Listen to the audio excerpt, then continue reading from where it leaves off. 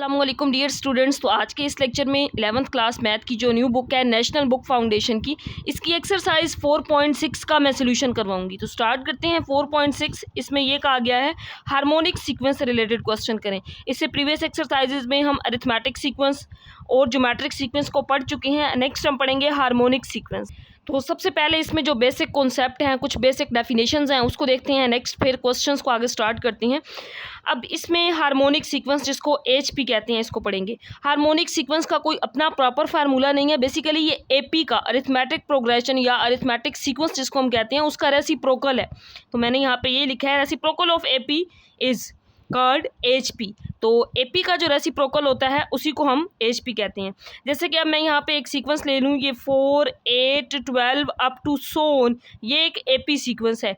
AP sequence में आपको पता है ये पहली टर्म A1 होती है, next term A2, A3 up to so on, इसी तरह अगली टर्म्स होती हैं। कॉमन डिफरेंस आर दो टर्म्स का सेम होता है। जैसे 8 - 4 करें 12, 12 - 8 करेंगे 4, अगली जो टर्म आएगी वो 16 होगी, 16 - 12 4। तो कॉमन डिफरेंस सेम रहता है। ऐसे सीक्वेंस को एपी कहते हैं। एपी की nth टर्म निकालने का फार्मूला होता है an = a1 + n - 1 × d। तो इसी फार्मूला से हम वैल्यू निकालेंगे, जो भी आंसर आएगा उसका रेसिप्रोकल लेंगे तो वो एचपी बन जाएगा। तो यहाँ पे जैसे कि यहाँ पे एक सीक्वेंस है 4, 8, 12, ये एक एपी सीक्वेंस है। अगर हम इसका रेसिप्रोकल लें 1/4, 1/8, 1/12 आ जाएगा, ये एचपी कहलाएगा। अब हमें पता है कि एपी की nth टर्म निकालने का फार्मूला होता है an = a1 + n - 1 × d। AP HP में इसी का रेसिप्रोकल ले लेंगे तो ये एचपी कहलाएगा। नेक्स्ट हार्मोनिक मीन आता है। तो हार्मोनिक मीन का आपने ये फार्मूला याद रखना है, जैसे कि पहले हम कर चुके हैं। अरिथमेटिक मीन का फार्मूला ये होता है a + b/2। एक क्वेश्चन में हमने ये भी यूज़ करना है। और ज्योमेट्रिक मीन का फार्मूला होता है √ab। अब तीसरा फार्मूला आ गया हार्मोनिक मीन का, तो ये इक्वल होता है 2ab/a + b। ये फार्मूला आपने याद रख लेना है। इसके बाद है relation between geometric, harmonic, arithmetic, इन तीनों के दरमियान जो रिलेशन है ये इंपॉर्टेंट एमसीक्यूज़ है। एमसीक्यूज़ में पूछा जा सकता है। अरिथमेटिक मीन हमेशा ज्योमेट्रिक मीन से बड़ा होता है और ज्योमेट्रिक मीन बड़ा होता है हार्मोनिक मीन से। ये आपने याद रखना है। इस तरह मैंने यहाँ पे लिखा कि अरिथमेटिक मीन का ये फार्मूला है, ये बड़ा होगा ज्योमेट्रिक मीन से और ये हार्मोनिक मीन से। तो इसके बाद एक और जो एमसीक्यूज़ के लिए इंपॉर्टेंट रिलेशन है, क्वेश्चन में ये आगे गिवन भी होगा कि अगर अरिथमेटिक और हार्मोनिक को मल्टीप्लाई करें तो ज्योमेट्रिक का स्क्वायर बनता है। आगे हम क्वेश्चन में प्रूव भी करेंगे, इसको वैल्यूज़ दी होंगी तो सॉल्व करेंगे। अब स्टार्ट करते हैं एक्सरसाइज को। क्वेश्चन नंबर 1 से लेकर क्वेश्चन नंबर 6 तक सारे बिल्कुल सेम है। Indicated term of HP, HP की जो भी टास्क टर्म इंडिकेट की होगी, पूछी गई होगी, वो हमने फाइंड करनी है। अगर हम पहला क्वेश्चन देखें, ये है 1/9, 1/12, 1/15, 7th टर्म पूछी गई है एचपी की। तो सबसे पहले हमने इसको एपी में कन्वर्ट कर लेना है। इसका reciprocal 9, 12, 15 up to so on, 7th term in AP. अब एपी में A1 इसमें 9 है। कॉमन डिफरेंस इन दो टर्म्स का निकाल लें या फिर इन दो टर्म्स का सेम ही होगा। 12 - 9 करेंगे 3, n इसमें लास्ट टर्म 7 है। एपी की nth टर्म निकालने का फार्मूला होता है an = a1 + n - 1 × d। इसमें वैल्यूज पुट कर देंगे। n 7 है, यहाँ पे 7, a1 9 है प्लस n 7 है, 7 - 1 × d। d का आंसर 3 है। सिंप्लीफाई कर लेंगे। 7 - 6, 7 - 1 6 आएगा, 6 3 = 18, 9 + 18 27। तो ये जो 27 आंसर आ गया है ये एपी में आया है, क्योंकि एचपी में पूछा गया था। तो इसका रेसिप्रोकल ले लेंगे। सो इन एचपी इज़ 1/27 हो जाएगा। जैसा कि मैंने स्टार्ट में बताया था कि एपी का रेसिप्रोकल एचपी होता है। तो एपी वाले मेथड से ही फाइंड करके अब इसका रेसिप्रोकल लिया तो 1/27 आ गया। इसके बाद क्वेश्चन नंबर 2 है, बिल्कुल सेम इसी तरह। अब इसमें 10th टर्म है, ये निकालनी है। सबसे पहले रेसिप्रोकल ले लेंगे। एचपी था, इसका रेसिप्रोकल लिया, एपी आ गया। अब इसमें A1 11 है। कॉमन डिफरेंस 9 - 11 कर लें, -2 या 7 - 9 करेंगे तब भी -2 आएगा। n इसमें 10 है। एपी की nth टर्म निकालने का फार्मूला लिखा है an = a1 + n - 1 × d। इसमें n की जगह पे 10, a1 11 पुट कर देंगे, n 10 और d की वैल्यू -2 थी। अब इसको आगे सिंप्लीफाई कर लेंगे। 11 प्लस यहाँ पे 10 - 1 था, 9 आ जाएगा, -2 a -18, 18 11 - 18 -7 आएगा। तो ये जो आंसर आया है ये एपी में आया है, क्योंकि एचपी में फाइंड करना था तो इसका रेसिप्रोकल सो इन एचपी -1/7 हो जाएगा। नेक्स्ट क्वेश्चन नंबर 3 है। इसमें 1/18, 1/13, 1/8 20th टर्म फाइंड करनी है। तो सबसे पहले रेसिप्रोकल लेके इसको एपी में चेंज कर लेंगे, ये एपी में आ गया। अब इसमें A1 18 है, 13 - 18 करेंगे, -5 d आ जाएगा और n इसके अंदर जो है वो 20 है, क्योंकि 20th टर्म तक पूछा गया है। अब AP की nth टर्म निकालने का formula AN is equal to A1 plus n minus one into D, इसमें वैल्यूज पुट कर देंगे। N 20, A1 18 है, N 20 है, डी की वैल्यू यहाँ पे -5 है, पुट कर दी। 20 माइनस 1 19, 19 को -5 से मल्टीप्लाई करेंगे -95, 18 माइनस 95 -77, तो ये AP में आंसर आ गया है। इसका रेसिप्रोकल लेंगे तो -1/77 हो जाएगा, जो कि HP में आंसर आ जाएगा। नेक्स्ट क्वेश्चन नंबर 4 है। अब इसमें n जो है वो nth टर्म ही हमने निकालनी है, तो रेसिप्रोकल लेंगे। सबसे पहले AP में चेंज कर लेंगे 4 9 14 up to so nth term.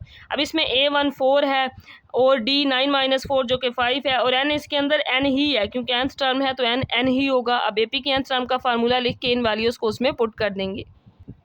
तो यहाँ पे A1 4 था, इसमें D 5 था, और n की जो वैल्यू थी वो n ही थी क्योंकि लास्ट टर्म nth टर्म थी। तो AP के nth टर्म का फार्मूला लिख लेंगे। अब इसमें वैल्यूज़ को पुट करेंगे। n ही यहाँ पे रहेगा, A1 4 है, n की जगह n ही लिखेंगे क्योंकि n अब n के इक्वल है। D की वैल्यू 5n माइनस 5 हो जाएगा। अब 5n को पहले लिख लेंगे, 4 माइनस 5 करेंगे -1 आ जाएगा। ये AP में आंसर आया है, तो इसका रेसिप्रोकल क्या हो जाएगा 1/5n माइनस 1, ये HP में इसका आंसर आ जाएगा। नेक्स्ट क्वेश्चन नंबर 5 है। अब सब में इसमें जो सीक्वेंस है 1/27, 1/20, 1/13, इसमें भी n जो है nth टर्म तक ही है। सबसे पहले इसका रेसिप्रोकल ले लेंगे।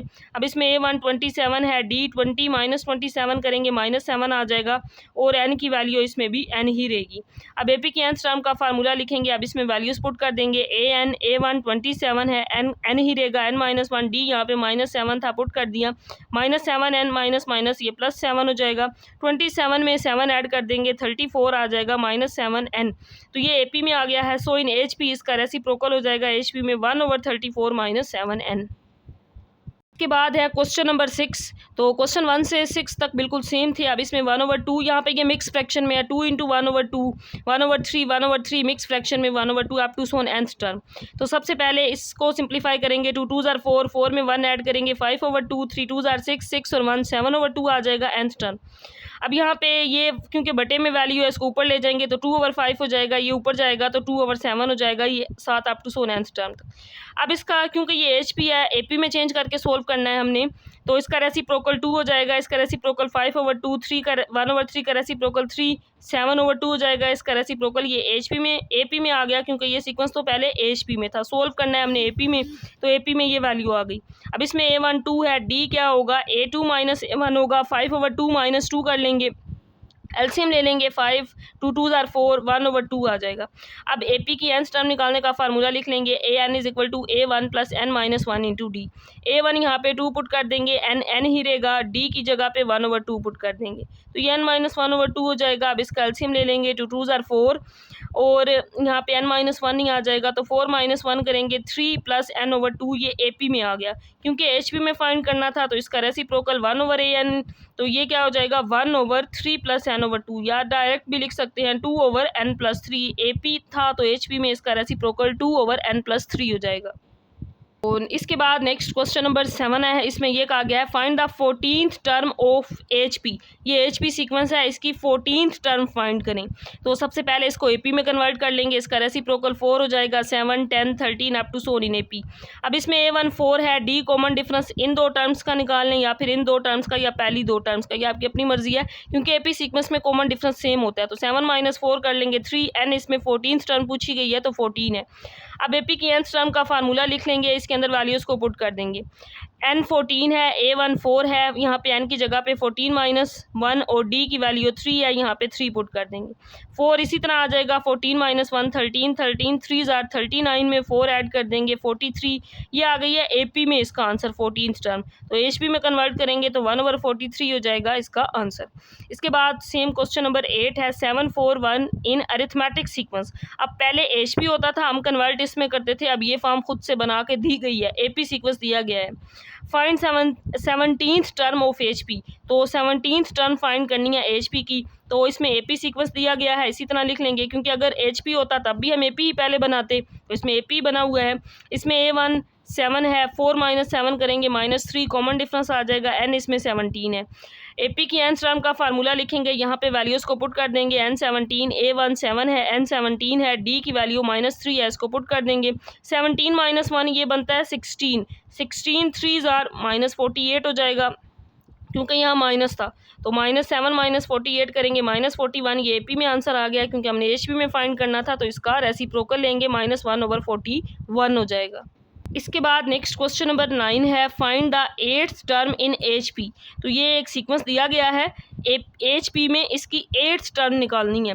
तो सबसे पहले हमने इसको AP में कन्वर्ट करना है, 7 हो जाएगा, 6 -1 का रेसिप्रोकल -1 ही रहेगा, ये -3 हो जाएगा इन AP।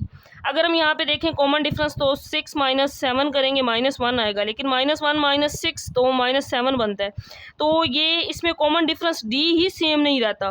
तो इस क्वेश्चन में शायद मे भी हो सकता है मिस्टेक हो, क्योंकि ये सोल्व नहीं हो सकता, क्योंकि हमने यही पढ़ा है ना कि AP सीक्वेंस एक ऐसा सीक्वेंस होता है जिसमें कॉमन डिफरेंस सेम हो, तो इसमें तो कॉमन डिफरेंस सेम नहीं है, मतलब ये HP सीक्वेंस ही नहीं है। तो ये क्वेश्चन आगे सिंप्लीफाई मैंने नहीं किया क्योंकि इसको सोल्व हम नहीं कर सकते। This is not AP sequence because common difference D is not same.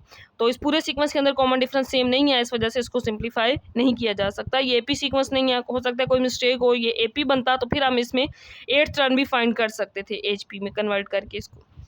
Next करते हैं question number 10। Question number 10, find harmonic mean between 9 and 12।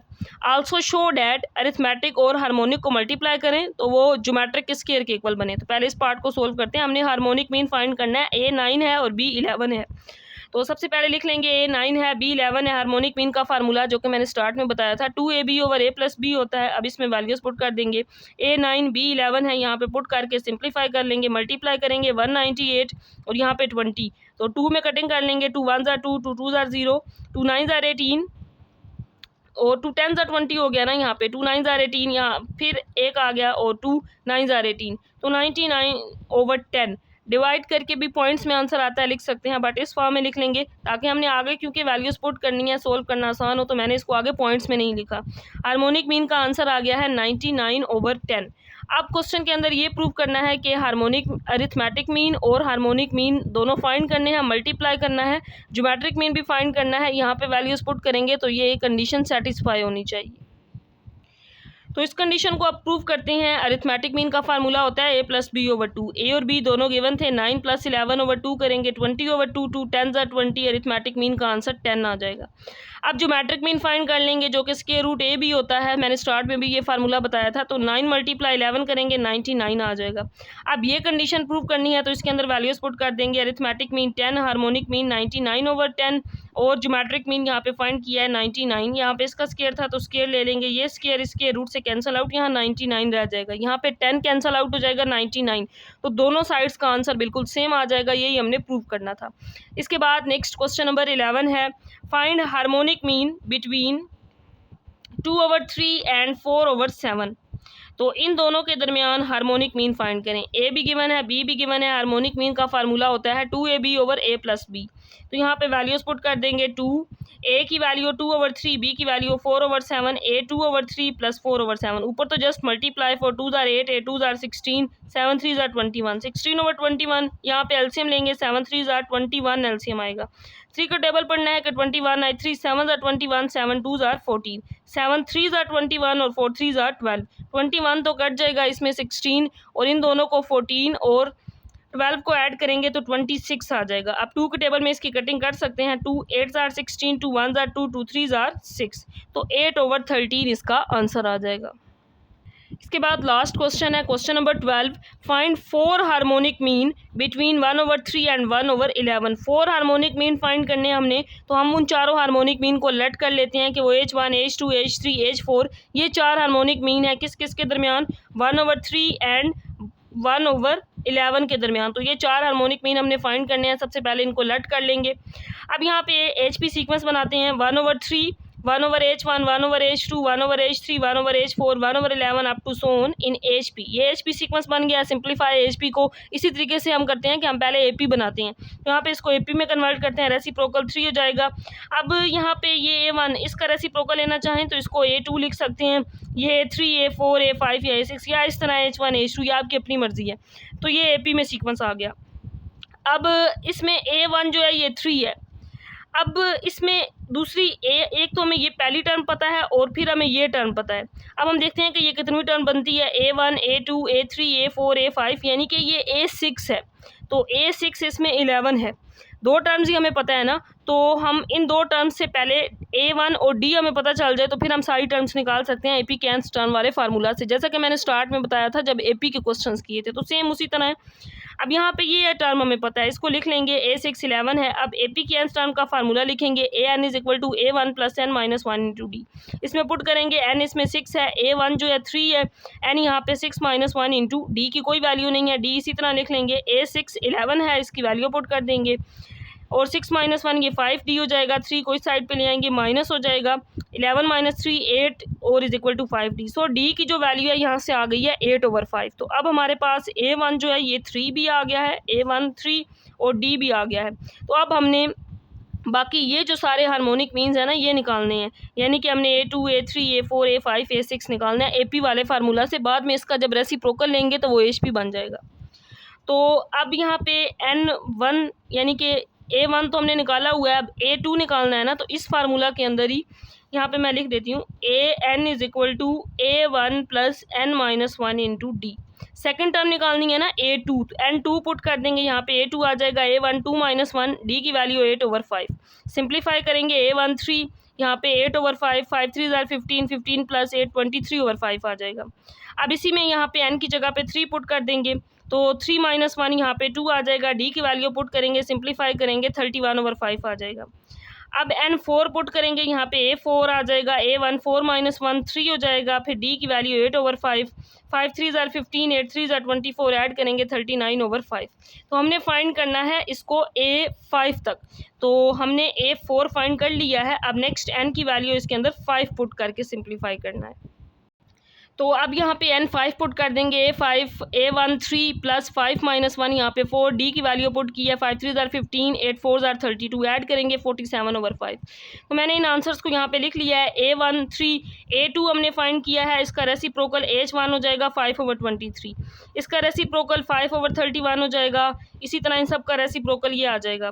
तो सीक्वेंस अब इस तरह से था 1/3 H1 H2 H3 H4 और फिर इसके अंदर तो यहाँ पे था 1/H1 1/H2 1/H3 1/H4 up to सो 1/11। तो इन वैल्यूज़ को ये जो हमने इनके रेसिप्रोकल्स फाइंड किए हैं, 1/H2 था, 1/H3 1/H4 था, यहाँ पे मैंने इनको रेसिप्रोकल फॉर्म इस तरह से लिख लिया है क्योंकि ये अरिथमेटिक का रेसिप्रोकल है। तो इनके रेसिप्रोकल्स को अब यहाँ पे लिख देंगे, H1 H2 H3 H4 और लास्ट ये 1/11। तो ये सीक्वेंस जो है अब ये HP में आ गया है। तो यही हमने फाइंड करना था, ये इसका आंसर होगा।